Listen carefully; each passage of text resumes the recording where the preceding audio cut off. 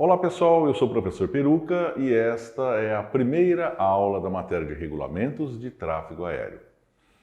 Eu queria explicar para vocês que esta matéria que nós estamos iniciando no dia de hoje, ela tem uma quantidade de informações, tem um conteúdo bastante vasto, né?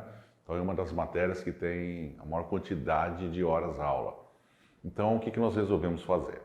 Ela está dividida basicamente em 13 capítulos, só que os capítulos são muito extensos, são muito longos e acabaria se tornando muito cansativo, né, para vocês, se vocês fossem obrigados a assistir a aula de uma forma ininterrupta do começo ao fim, né?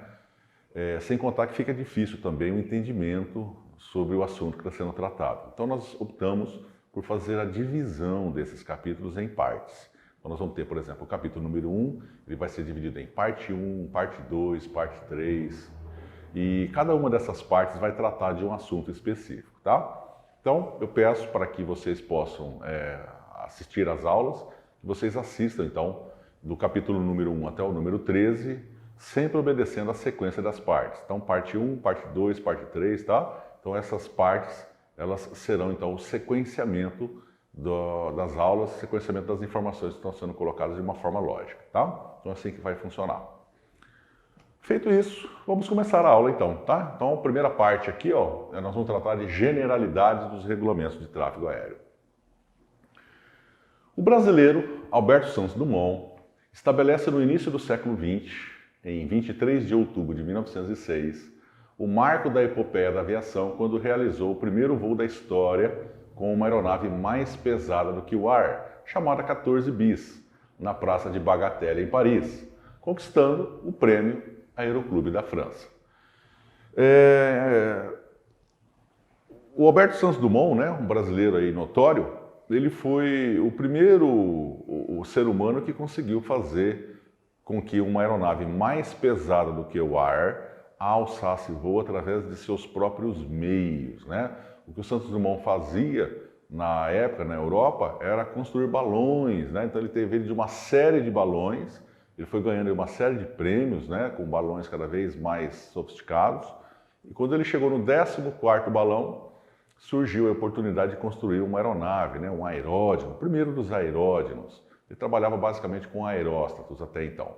Então ele acabou desmontando aí o balão número 14 e utilizando parte de seus componentes para construir uma aeronave, né, construir aí uma aeronave de asa fixa, um aeródromo.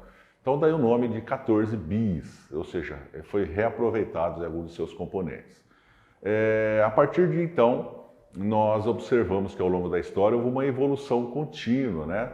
E grande parte dessa evolução se deu também porque o projeto seguinte do Santos Dumont, que foi o projeto Demoiselle, foi o primeiro avião experimental disponibilizado em larga escala, para que as pessoas pudessem usar o projeto e construir as suas próprias aeronaves. Não houve registro de patente, né? Então ele optou por não patentear a invenção dele. E o que a gente observou, então, num curto período de tempo, foi um salto de tecnologia muito grande, culminando com as aeronaves que a gente tem nos dias de hoje, né? Então, a gente celebra esse feito, né? Celebra esse fato, feito por um brasileiro, né? Na Europa. E a data com que esse fato aconteceu, que foi o dia 23 de outubro, aqui para nós no Brasil, então é comemorado o Dia do Aviador. Então, 23 de outubro é uma data comemorativa, né, muito importante para nós aí da atividade aérea. Então, é comemorada o Dia do Aviador, o dia de vocês aí, né, que estão introduzindo aí na atividade aérea, tá? Então, basicamente isso é parte da história e está registrado para sempre.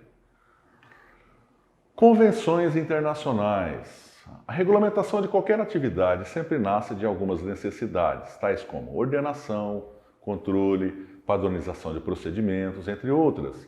Com a aviação não pode ser diferente. Convenção de Paris, 1919. Vamos voltar um pouquinho na história para entender o que aconteceu com as chamadas convenções. Nós tivemos aí